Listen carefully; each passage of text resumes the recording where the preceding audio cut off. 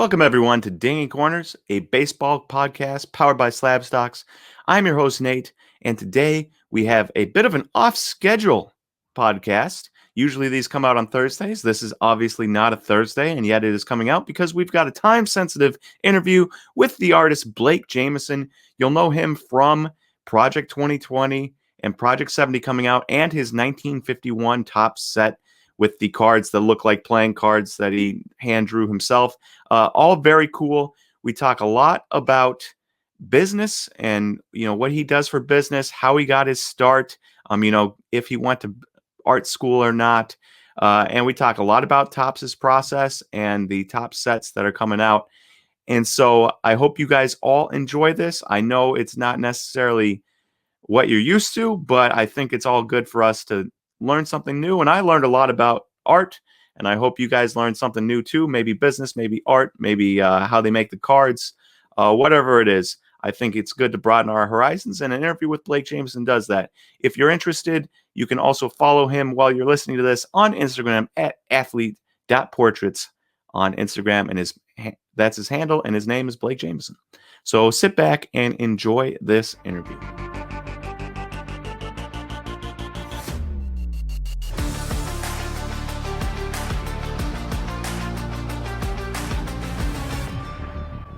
All right, everybody, I am here with Blake Jamieson. He is an artist that has worked on many Topps projects lately, including the 1951 set that you probably have seen all over Topps Instagram and Topps website, and did Topps 2020 project cards from last year, did the whole 20 set. If I can be so bold, I like the Rickey Henderson. That is my favorite card that you did. I love that. I also love the faces. I don't know what gravitates me towards the faces that you do, but they just seem like they're kind of like retro and like authentic compared to some of the other faces. So I don't know if that's something you set out to do or anything, but very cool cards by him on the Topps 2020 project. And then also the 1951 set, which we will talk about a little bit later. But Blake, thank you for coming on, number one. Yeah.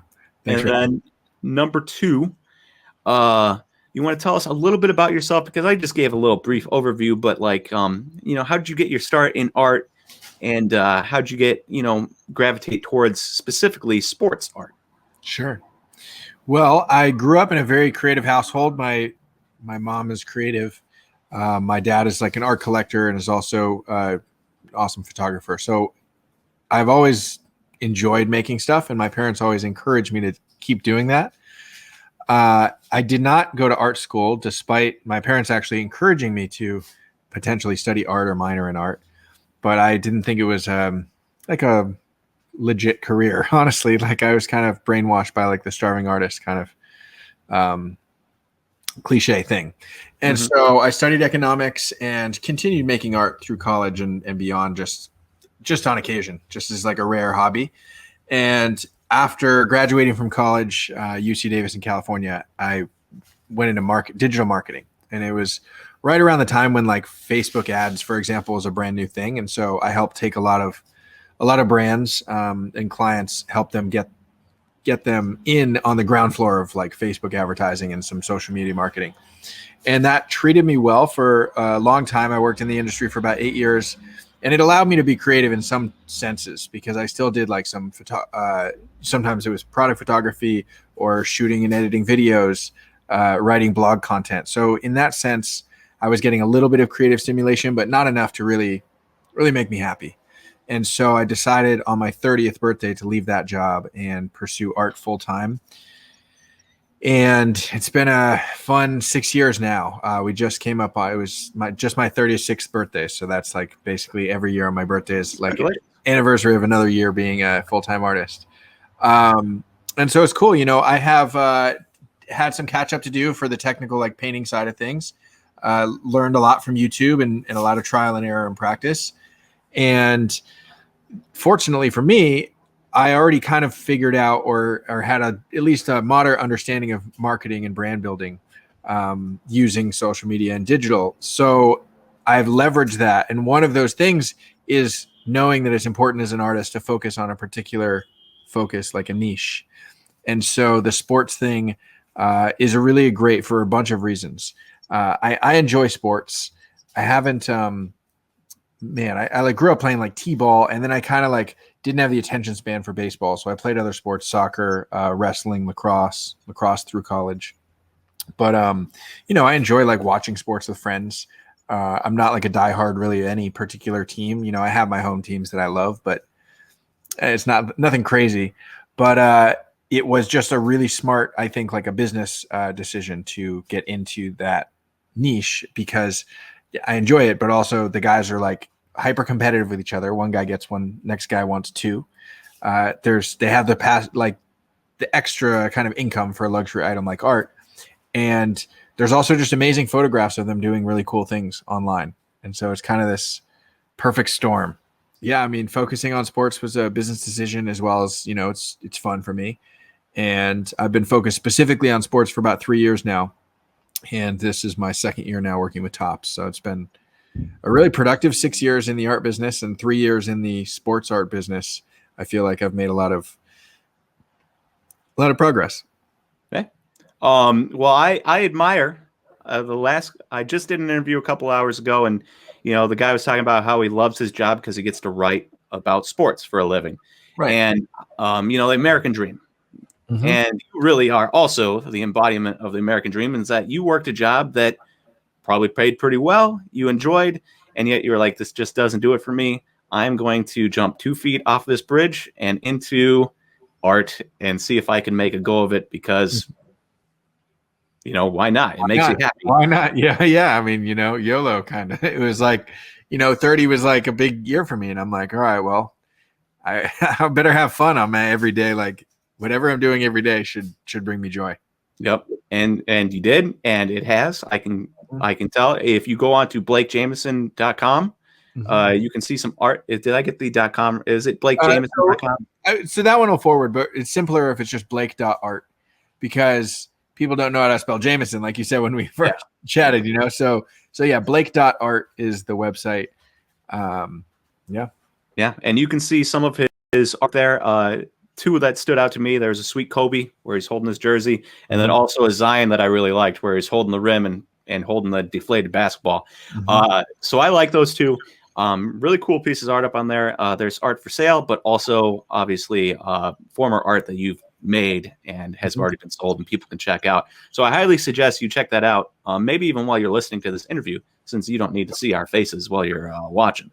Right. So that's wild to me that you go from an artist that didn't go to art school, which I feel like is probably one of those things where it's kind of like a sham. Like you see a lot of cooks that don't go to school to cook. They learn on the job and then they become very good cooks. Well, you're clearly an artist that didn't have to pay, tens of thousands of dollars to get a degree to become successful. Right. And so it's wild to me that that's the route you took from being creative, but not going to school for it and going to school for economics, which is very boring. I went to school for economics, incredibly boring. Yeah. And then being like, you know what, this isn't for me. I'm jumping 2 feet into this and learning on the fly. Mm-hmm. Yeah. I mean, it's been a wild ride. I mean, I don't think that art school is a sham. I don't think it's necessary. That was probably too no, I get it. I mean, I think if art school is a sham, then higher education and college is a sham because the economics, everything that I did in that program had prepared me in no way for digital marketing. Digital marketing was learning as I go. It's just a matter of having that piece of paper and the stamp right on the diploma. And the same thing goes for the art schools, I think, because there are paths where that can be a barrier where museums might not want to do show your art unless you have you've gone to an accredited school and worked with some good mentors or something. I don't know. I think everyone has their own path, and I'm really glad that mine took me the way that it did because knowing the marketing side of things, I think is a valuable tool that they don't teach you in art school, they definitely don't focus on it. And clearly you did a good job marketing yourself because this brings us to the next point. You got Topps, the biggest card company. Well, second biggest. Panini used to be the biggest. Now it's probably the second biggest, but that's semantics. You got Topps, one of the biggest card companies in the world to notice your artwork and want to work with you. How did that come about? So the guy who works at Topps, his name is Jeff Heckman. He was basically the head of Project 2020. And there was a handful of staff that I worked closely with throughout the process of the year. But he was like the main guy. And he had seen a portrait that I had done for a pro lacrosse player named Paul Rabel. Paul and his brother Michael started the PLL, which is the Premier Lacrosse League. And like I mentioned, I played lacrosse through college. So I was a big lacrosse fan, and specifically a Paul Rabel fan. He's, arguably one of the best lacrosse players in the world of his generation. And so I had done I talked to him, met him on Twitter, and just was like, "Hey man, I'm a fan. Like I know you're starting a new league. You got an office. Let me send you a painting to put up." And so they end up putting up these 2 paintings I did for them in their office. And they're very forward thinking in the marketing side of things and do a lot of digital content, video content. And so like the painting was just, it's still in every, like so many videos that they put out. And so Jeff is also a lacrosse fan, and he had seen videos of them. And I guess in one of the videos, Paul was like saying, "Oh, this is from Blake Jamieson." And he found me that way, and then reached out on my website and just said, "Hey, I want to set up a phone call. I have a project I want to talk to you about." And like, it was like through the contact form on my website. And I mean, I thought it might be like fake, like I was just like, it's crazy. And then we jumped on a call and it all came together, and it made for a really fun, wild 2020. I mean, 2020 was wild in so many ways, but for me, for my business with the Topps thing, it was a really, really big deal and really fun. For those of you listening, I think the thing to take away from that is that sometimes giving something away for free. Yeah. And using it as a marketing tool, even if you're just making T-shirts and giving them away to people to wear around, type of thing. Yep. There's nothing wrong with getting something out for free that people show and get interest in you, because clearly you never know how far it's going to take you. Like it took you from the wall of the PLL office to working for, collaborating with Topps. Yeah. Not once, but twice. Yeah. Well, 3 times, because we have Project 70 coming out later this month or early next month too. So that'll be my 3rd set with them. Oh, wow. But, yeah, it's insane. But I think that and that's something that a lot of people gloss over and don't pay attention to, is like how much I've worked for free to get where I'm at. And I think I kind of have 2 modes. It's full price, it's not discounted. If you start discounting your work, those are the clients that give you problems. Anyways, they're going to complain about, nitpick everything. So it's either completely full price or it's completely free. And it's for a strategic purpose. And so I have strategic gifting as something that I plan for and budget for and map out. And fortunately now with the Topps thing, I haven't done a lot of them recently, and I probably should do more, but that's how I've got my foot in a lot of doors, in with the NFL, in with Duke to do that Zion piece, which I did for him. I did 1 strategic gift for them, and then they hired me for 3 more things. But yeah, I mean, it's I think a lot of artists are scared to give away their work for free, and they shouldn't be. Yeah. And this is technically a baseball card podcast, but we stemmed a little bit into business there. But I think it is a very valuable tool to have. And us at Slab Stocks, a lot of the stuff we do is free. We're coming out with a data platform that can track card prices, and there's other ones out there, but we're free. We fronted the cost, and whatever the added benefits down the line should make up for the sunk costs in the front and not making any money off of it, right? And totally. You have the same thing happen with your artwork. Yeah. So talking about 2020, Topps Project 2020, is there anything, I didn't actually check with you beforehand, so there might not be, but is there anything that stuck out? If that's what the question is, nothing is off limits. Okay. Is there anything that stuck out to you from that process that was good, bad, something that, somebody like me from the outside wouldn't know, that you're actually, this kind of sucked? Sure. I think that a lot of people in the hobby know this, but you just can't please everyone. Yep. And so, there's sometimes you might sell a card and like, no matter how it shows up, the buyer is going to have an issue with it. Showed up a day late. It's got a scratch on the case. It's not like who knows what it is. It can always be something. And so I think that, that surprised me because it was a big growth spurt for my business this year. I had very like intimate relationships with like all of my customers who had bought my art in the past. We were one-on-one, we're texting, we're emailing, we're calling, like whatever. It's just like, it's a personal relationship. Mm-hmm. Now all of a sudden, like, we're doing cards by the hundreds or thousands. And like, we have so many customers that like, I have other staff, that are helping manage orders. But I still as I grew, I still had that like small kind of business mentality of like, I'm going to personally make sure that every single person is happy and I'll do whatever it takes to do that. Like I totally had that attitude and, wasted a lot of time, on people that just, no matter what I do, they're like, they're not going to be happy, and then it's like, well, why am I spending my energy on those people? I want to spend energy on the customers that are actually the easiest, those are what make my business happen, so that's where I should spend my energy. So that's one thing that was surprising is like, just can't make everyone happy. Yep. And I have learned the same lesson to what we do. There's just going to be people that no matter what you do, you could send out everything free and they'd find a way to complain. Yep. But not Dinging Corner listeners. I love all of you. Now for Project 2020, a couple questions.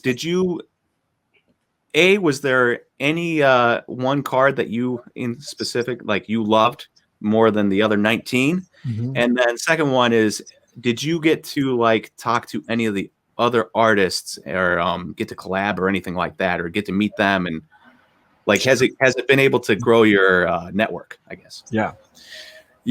Okay. First favorite card. I'm going to actually pick two. My overall favorite card was the Mark McGuire. And that was for a few reasons. I grew up idolizing him as a kid. And so when I saw he was included in the set, I knew going into the set that would be my favorite card. We were tasked at reimagining his 87 Topps rookie card. There was 85 Topps where he was Team USA and he was still in the minors, but he was on the national team. So he had a Topps card. And that one, to me as a kid, those two cards were like my prized possessions. And so when I was approaching my Project 2020 card, I wanted to kind of create a hybrid of both of those. And it's still this day, I really love the card. I think it's just, I'm very happy with how I was able to blend those two cards, and you can kind of really see elements of both. Fast forward to the end of the project is my 20th card, Bob Gibson, was a very close second. And if I didn't have this like personal history with Mark McGuire and so that card just meaning so much to me personally, then I think Bob Gibson would be my favorite. And the reason that I think that especially is cool is because of the 20th card. And like you can see over the 20 cards, everything kind of evolving, and where Bob Gibson landed, I'm just really happy with that direction for my art. And I think it transitions really well into the 1951 cards that are out now and the Project 70 cards that are coming out next month. So yeah, those are my favorites. In terms of other artists, I met a lot of the artists. I became very close with F. JK5, Gregory Siff. I also spoke with Andrew Thiel, Matt Taylor. I did an interview with Andrew Thiel, actually. Nice. Yeah. Wow. Great. Yeah. He's an awesome guy. He's a very nice guy. Yeah. Very nice guy. Yeah. I love it. And he's local too. I haven't met him in person, but he's in New York as well. When I interviewed him, he had just gotten into his office for the first time since quarantine had ended months and months ago. Right. So he was very excited to get back in. Nice. That's awesome. Yeah. Tyson Beck, I talked to a lot. Ermsey, I talked to some, and I commissioned to work from Ermsey, which I'm very excited about. Ben Baller, I talked to. So I talked to about half of them. That's probably another regret is I wish I had been more diligent in trying to get a hold of all of them. There's some guys, Mr. Cartoon, that's really famous, and it's a hard guy to get a hold of, so he made a I can't point my thumb the right way when I'm looking at it backwards. Yeah. But I mean, that's basically the Clippers' alternative court. Like Right. once you're that big, Yeah, you're in a exactly. whole different stratosphere. Yeah. So, but yeah, I mean, to answer your question, I did become close with them. I collaborated with a few, with FDOT and Gregory Siff so far. JK5 and I have talked about it. Yeah, so it was really great for like building a network of artists. Yeah. Sweet. I was just, I'm always curious as to when you have something like this, what else do you get out of it besides just making cards, and so clearly it has been extremely beneficial to you for the Topps 2020 project. And I know, I like the cards. I think it's a cool, it's different. Mm-hmm. I like things that are different. Mm-hmm. I know there's a lot of people that are like, art, whatever. But I think it was a cool concept by Topps. I think they got some really good artists. I didn't know anything about artists, and now I know a lot of artists. So Right. it's like, it opens my horizons a little bit.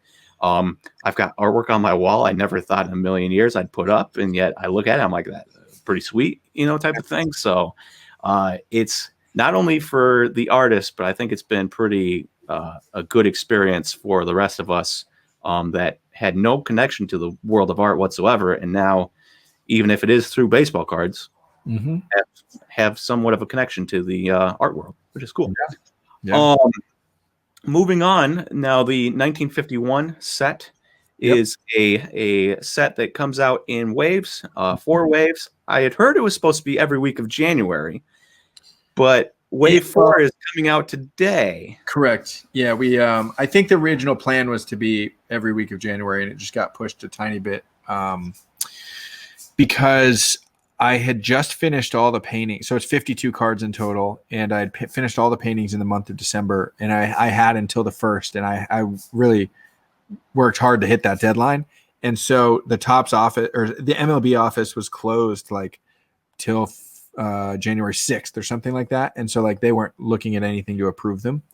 And so really what that means is Topps could have given me till January 6th, I guess. But we got them done. We got them submitted. And then, the first wave launched on the 13th. And so now, it being February 3rd, wave 4 launched today and will be available for 7 days. Yeah. And you can find that on Topps.com, and it will be right there. Main page, $20, 13 cards. And you probably know, correct me if I'm wrong, but there are going to be the rookies and vets. And then also you have your artist proof cards, numbered to 99, and that's a picture of you. Correct? Yep. And then was there one numbered to 25 in there? I'm just missing it.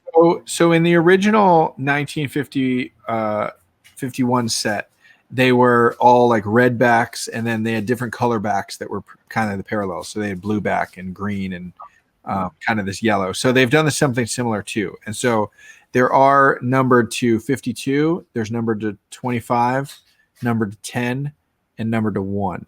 And each of those are foil stamped on the front, and then they have a different color back of the card. And then the artist chase cards, which have me on it, is the same picture from the box that the cards come in. And those are numbered to 100, and there's 100 of those printed for each of the 4 waves. So there'll be 400 total artist chase cards, also with different color backs on those 4. So it's fun because wave 1 just started arriving to people literally today. Mostly people like in Florida, which is where they're printing and shipping from. And so people have started to open them up, and I've seen one parallel. Somebody got, I don't remember who it was. Man, it might have been Yelich, actually. Ooh, we have brewing for you because he's in. We love that. I know it might have been. I'm not sure, but it was. It's pretty cool. We got number 52 or 52. Oh, nice. Yeah, that portrait came out really good too. That was cool. I didn't actually realize you did a Yelich portrait. I'll have to go find that. Yeah. The Yelich for the card. Yeah. Yeah, that's what you're saying. I'm an idiot, so I didn't follow that along. So did you, as a part of Topps, did they like give you some cards? So they like, do you get a card of your own that has your face on it? Because I feel like you have to get one of them. I should. So with Project 2020, we did not get any free cards. However, we were given a discount code to buy cards. And so I was buying cards during the print runs like everyone else, just at a little bit better price. This time around, knowing that now, going into my second set, that's one of the things I push back on and say, hey, I want you to give me 100 of each card for free and, 100 of each of these waves. So they said, okay, we'll do that. But then you don't get a discount at all. If you want more than that, you have to pay full price. So then I'm like, fine. So it's funny because like I end up spending about the same amount of money because now, I went and bought another 50 of them, but I paid $20 each. So it's, it's a lot of money to spend on baseball cards, but it's partially because like I want to open them up and I want to find one of my own card. Like I want to rip a pack and pull a card of myself.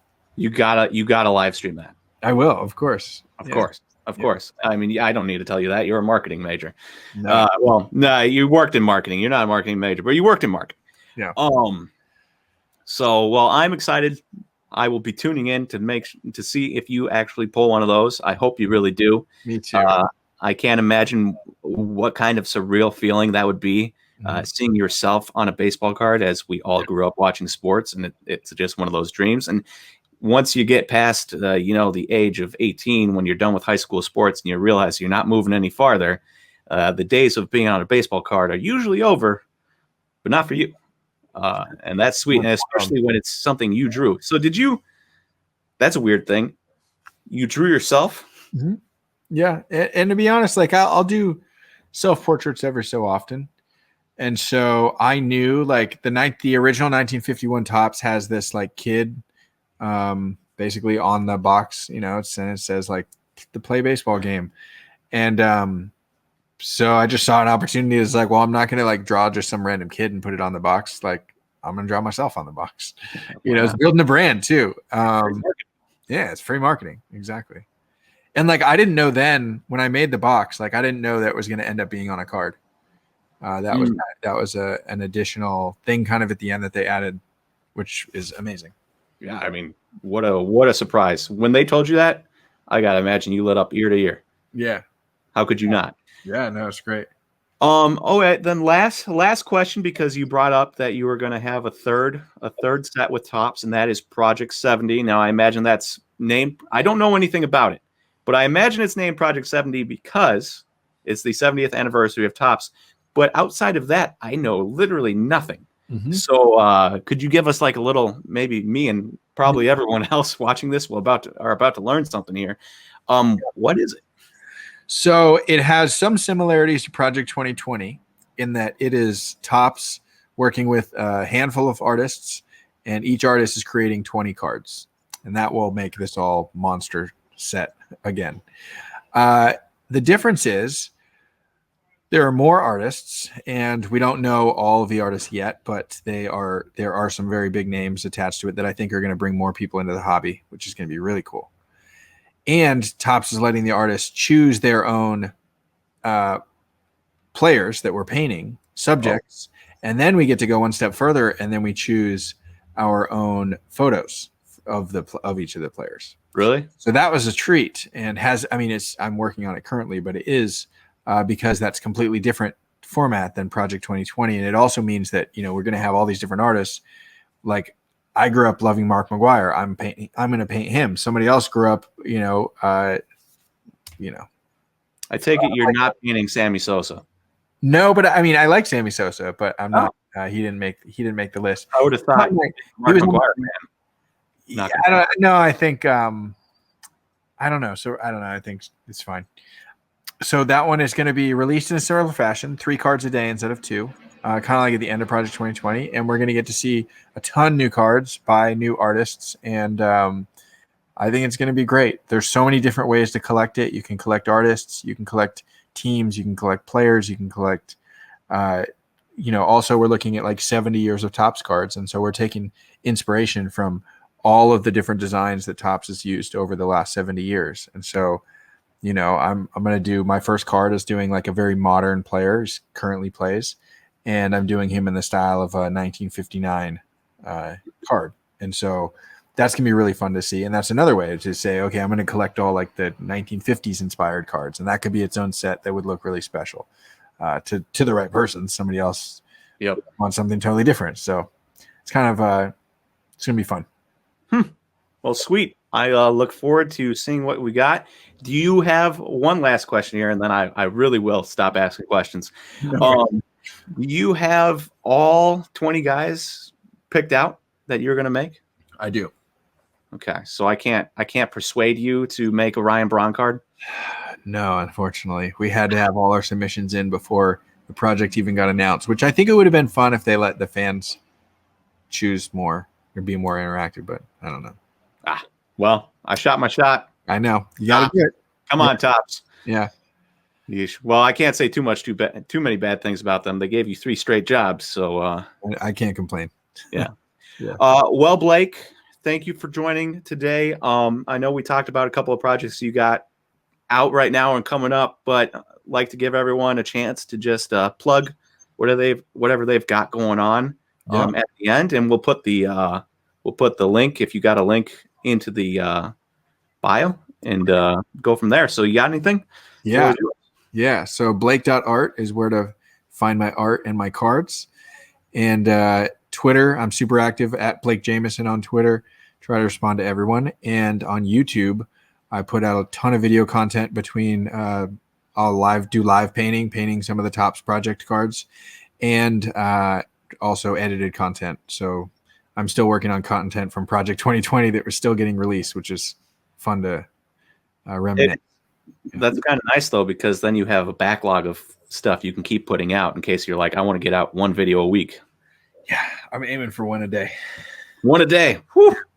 Yeah, I'm working with a half a dozen editors, and I've already banked like 20 videos. So now I'm just, if I can churn out, we're in a good spot. Perfect. Well, Blake.art, everyone. Also a couple of other, and you can see pictures he's painted along with, all of the cards that he's painted. Also tops.com, you can still get your last wave. Currently, that ends next week. Mm-hmm. Yep. Wednesday. Okay. Yeah. So, perfect. And I am sure we'll see many more things from Tops and Blake Jamieson in the future. Thanks, Nate. So, Blake, thank you for joining today, and we'll talk to you again next time. Yep. Stay awesome.